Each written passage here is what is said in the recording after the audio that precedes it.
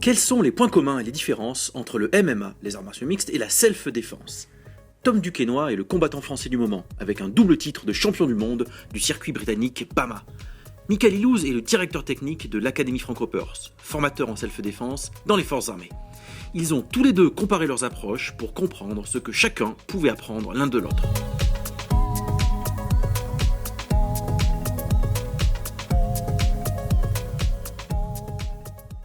Aujourd'hui, discussion sur la gestion du stress. Salut Mika. Salut Tom. Comment est-ce qu'on gère son stress en MMA? Parce qu'en self-défense, ça va être un petit peu différent dans la mesure où il va être très difficile à gérer parce qu'on va souvent passer d'un état très calme à une situation dégradée, plus ou moins dégradée, ça va dépendre. Parfois, ça va monter crescendo, ce qui permet à quelqu'un qui a un peu de métier de s'habituer. Mais quand bien même, la situation peut aussi dégénérer d'un coup. Ça veut dire que je suis en terrasse, je suis avec une amie, elle se fait arracher son sac, j'essaie de retenir, je prends un coup de poing, ça dégénère, voilà. Et on est passé vraiment du blanc au noir en quelques secondes. J'imagine qu'en MMA, c'est un peu différent. Comment est-ce que tu pourrais me décrire ça, cette préparation un peu au stress? Pour ma part, naturellement, le stress va diminuer plus je vais arriver vers le jour du combat parce que je m'entraîne au quotidien énormément pour cet événement. Ma vie personnelle, professionnelle, tout est lié pour cet événement. Donc au final, plus ça arrive, plus je suis serein en fin de compte parce que je me dis c'est une nouvelle étape dans ma carrière, c'est une nouvelle étape dans ma vie, c'est une étape qui va me permettre d'améliorer mes conditions de vie. C'est un aboutissement vraiment. C'est ça en fait. C'est une étape incontournable, c'est quelque chose qui me plaît parce que si ça me plaît pas, je le fais pas.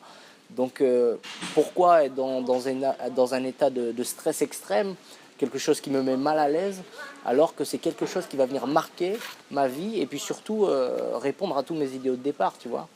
Donc maintenant, il y a toujours cette appréhension quand même au combat, une forme de peur, on peut dire, une espèce de pression qui est inhérent à la condition de combattant, parce que c'est quand même pas naturel pour deux individus de s'entraîner toute une vie et de se rejoindre à un moment donné pour se frapper devant des millions de téléspectateurs et des milliers de personnes dans l'arène.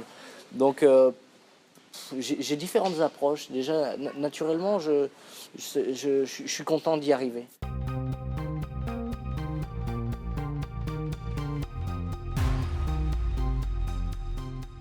Donc là, l'idée, ça va être que je te mets une pression. En fait, mets-toi en garde comme si on était en position de MMA, comme si on était dans un combat. Donc on se déplace, on se regarde, tu vois, tu appréhendes le combat, on est là. Donc là, souvent, quand je vais mettre une pression avec un adversaire, que ce soit une pression de corps ou une pression de jab, l'adversaire, naturellement, qu'est-ce qu'il va faire? Il va se mettre en garde au bout d'un moment. Et quand il va sortir que je pars, qu'est-ce que tu vas faire naturellement? Regarde, là, tu es bloqué. Je te mets une pression. Qu'est-ce que tu vas... Ok. Mais si tu restes en striking, qu'est-ce que tu vas faire? Yes, exactement, le jab, c'est naturel. Dès qu'on est acculé, c'est le jab qui part. Donc je vais essayer de prendre du bénéfice de ce lancement de jab un peu à la Desperado. Donc je suis en pression, il va lancer son jab, là, hop. À partir de là, je charge. Donc toujours cette notion de jaillissement quand je sens que ça arrive. Donc moi, mon objectif, c'est pression, ça envoie. Je charge pour ici passer un uppercut, ok? Premier mouvement. Donc j'opère le jaillissement en même temps que je perçois son jab qui arrive dans ma gueule. Hop, ici je charge, transfert de poids, bam. Deuxième transfert de poids, le même que tout à l'heure, le crochet. Et là je peux repartir pareil. Et oui. Pression, boum, bam, bam.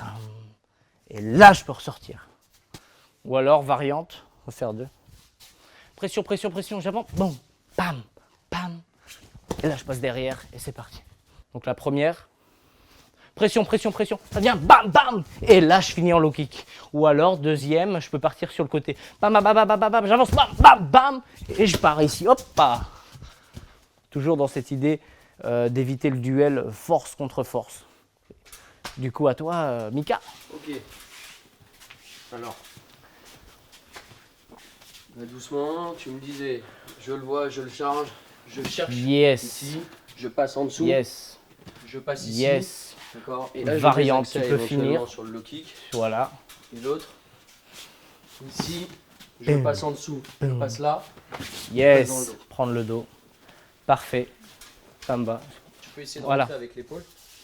Donc je suis ici. La deuxième, la variante, boum, boum, Ici.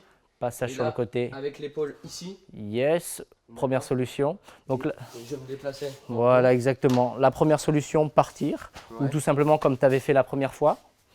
Pression, pression, bam, bam, bam. Tu peux aller comme tu as fait, aller saisir derrière. Hein. On est en MMA, on est en self. On peut faire d'autres choses qui sont aussi efficaces que de se barrer.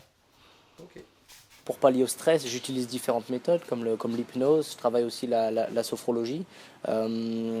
J'ai aussi des gens qui m'accompagnent au quotidien et qui vont être là dans mon coin le jour du combat. Donc forcément psychologiquement ça joue, t'es bien, tu te dis je suis avec des gens qui m'ont donné leur confiance, qui m'ont donné leur potentiel technique pour ça. Donc forcément tu es dans une espèce de positive attitude qui fait que tu es dans les meilleures des dispositions pour donner le meilleur de toi-même à ce moment-là en fin de compte. C'est intéressant ce que tu dis parce que dans ton discours, il y a une notion d'aboutissement, de plaisir, de participer en fait, d'aboutir à l'effort que tu as fourni jusqu'ici pour réussir ce que tu vas faire, qui est une notion qui est complètement l'inverse en fait en self, puisque l'objectif serait de ne pas arriver dans cette situation-là, d'y être prêt si c'était nécessaire, mais un pratiquant de self ne devrait pas prendre de plaisir à appliquer sa self-défense dans la mesure où normalement s'il n'est pas trop mauvais, sachant qu'il y a un avant, un pendant et un après. Dans l'avant, il devrait éviter de se retrouver dans certaines situations. Le pendant, c'est vraiment qu'il aurait merdé quelque part et qu'il faudrait à ce moment-là qu'il se débrouille avec ce qu'il a. Très souvent, même quand on s'en sort, on prend quand même des coups. Il n'y a pas du tout de notion de plaisir. Il y a une notion de je suis vivant, je m'en suis bien sorti, j'ai pris quelques coups parce que c'est rare qu'on n'en prenne pas, mais je suis rentré chez moi et ça va.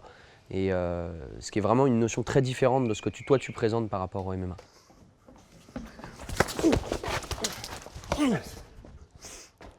Bon là l'idée c'est que je le vois arriver, je sais qu'il a un truc dans la main, ça rentre, je vais venir me déplacer au maximum sur le côté, d'accord? Au passage pendant la descente, le seul truc qui va me venir c'est de lui attraper les couilles. Je vais rentrer ici, j'ai passé ma main à l'intérieur, je m'en suis servi en pivot, d'accord? Là je l'ai tiré en arrière. La seule chose qui m'est venue, c'est de le shooter ici ou de le shooter là. Et après, je prends la fuite, pareil, dans la mesure du possible. D'accord? Tu vas venir essayer, tu descends. Là, tu commences à voir qu'il y a un truc qui est bizarre, tu ralentis. Et là, tu sprints, c'est parti, passage, tu prends le dos. Ok. Tu l'amènes au sol et tu shootes avec la jambe. Pas trop descendre en bas pour essayer de ne pas restreindre ton champ de vision. Le problème, c'est que dès qu'on commence à frapper avec les coudes ici, on est très très près du sol. D'accord? Je peux aussi tomber. Là, je vais me redresser le plus vite possible et venir faire un penalty à la tête ou dans les côtes, d'accord, au milieu du dos. Allez, on reteste un peu plus vite. Dès que tu vois la matraque arriver, tu rentres plein pot, tu lui attrapes et tu passes en pivot. Tu l'amènes au sol et tu shootes. Voilà. Excellent. Après, si tu vois que tu es tout seul et qu'il est tout seul, rien ne t'empêche d'essayer de l'étrangler. Tu vois. En plus, tu pourras repartir avec une matraque. Tu veux essayer ? Ouais. Allez, vas-y. Tu fais le même passage dans le dos et tu lui cales un petit étranglement.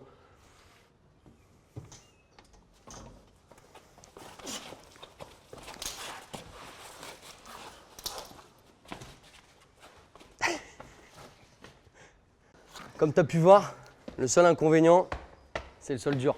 On a vite fait de se rouler par terre et de s'abîmer le dos. Et puis surtout, s'il la garde, on ne sait jamais. Il y a ça aussi, important. Ouais. Voilà. La self-défense et le MMA, ce sont des sports de combat.